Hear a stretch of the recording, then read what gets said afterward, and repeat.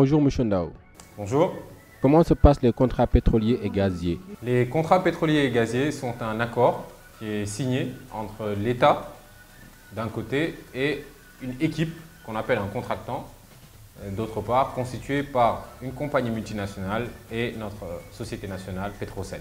Dans le cadre de cet accord, il est convenu d'une phase de recherche et d'une phase éventuelle de partage de production. C'est pour ça que le contrat pétrolier en vigueur au Sénégal s'appelle un contrat de recherche et de partage de production. Donc en phase de recherche, dans l'équipe, Petrosen a une part de 10%, mais n'effectue aucune dépense. C'est la compagnie qui effectue 100% de dépenses. Et en cas de découverte, l'équipe et l'État partagent la future production, donc sur la base de critères comme le niveau de production journalier. Tout cela pour dire que, au final, la part globale de l'État correspond à la part de Petrosen, aux impôts et taxes payés par la filiale locale de la compagnie et à la part propre de l'État. In fine, l'État se retrouve plutôt bien loti dans ces contrats. Le Sénégal est-il gagnant sur les contrats signés avec les multinationales? Pour considérer que le Sénégal est gagnant, il faudra que l'on voit à l'œuvre comment se déroule l'application de ce qui est écrit dans les contrats et comment seront gérés les projets, parce que c'est deux choses différentes. Le contrat pétrolier organise le partage des profits pétroliers. Pourquoi je dis profit pétrolier? Parce que lorsque l'État et l'équipe, c'est-à-dire le contractant, signent un contrat, dans ce contrat, il est dit que la première partie de la production servira à rembourser les coûts pétroliers, c'est-à-dire les investissements nécessaires pour sortir le pétrole de sous terre. Donc une fois que l'on déduit les coûts pétroliers, l'État et l'équipe, constituée par la multinationale et Petrosen, se partagent la production.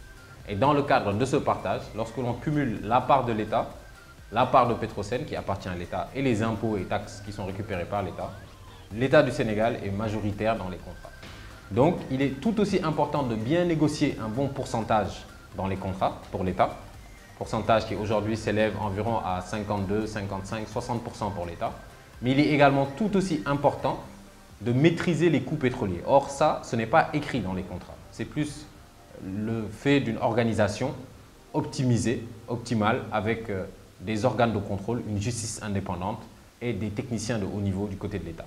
Je donne un exemple simple. Si un gisement vous rapporte 10 milliards de dollars et qu'au final, les coûts pétroliers sont de 7 milliards de dollars, il ne reste plus que 3 milliards, c'est-à-dire 10 moins 7, à partager entre l'État et le contractant. C'est pour cela qu'il y a une bataille importante à faire au-delà des contrats sur la question de la surveillance des coûts pétroliers.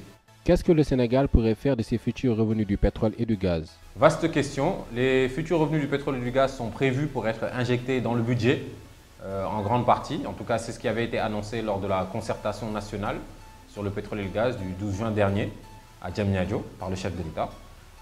Maintenant, moi je propose dans mon ouvrage qu'il y ait également un accès décentralisé à la rente pétrolière, c'est-à-dire qu'on prenne une partie du pétrole et du gaz qui aille directement aux collectivités territoriales dans le cadre d'une redevance sociale et écologique. Et cet argent-là pourrait aller dans des projets liés au changement climatique, à la transition énergétique, la protection de la biodiversité, le financement de la recherche, pour éviter justement que nous ne dépendions trop du pétrole et du gaz. Mais en discutant avec quelques spécialistes, des économistes notamment, l'un d'eux m'a suggéré que l'argent du pétrole pourrait être utilisé, en partie en tout cas, directement par les ménages pour pouvoir acheter uniquement certains produits de première nécessité, ce qui permettrait d'améliorer le niveau de vie des populations, mais aussi d'orienter l'argent du pétrole vers des produits qui sont produits exclusivement par des entreprises sénégalaises, afin de créer un cercle vertueux entre argent du pétrole et investissement en passant par les populations. Votre dernier mot? Mon dernier mot serait que le Sénégal devra agir en toutes circonstances dans la transparence et le respect des lois, c'est très important, mais également de pousser les acteurs politiques, médiatiques, à eux s'appuyer sur la connaissance. Je pense qu'avec ce duo-là, renforcé par l'histoire démocratique du Sénégal, il n'y a pas de raison d'être pessimiste. Moi, je suis profondément optimiste et je crois que nous pourrons relever ce défi. Merci. Merci à vous.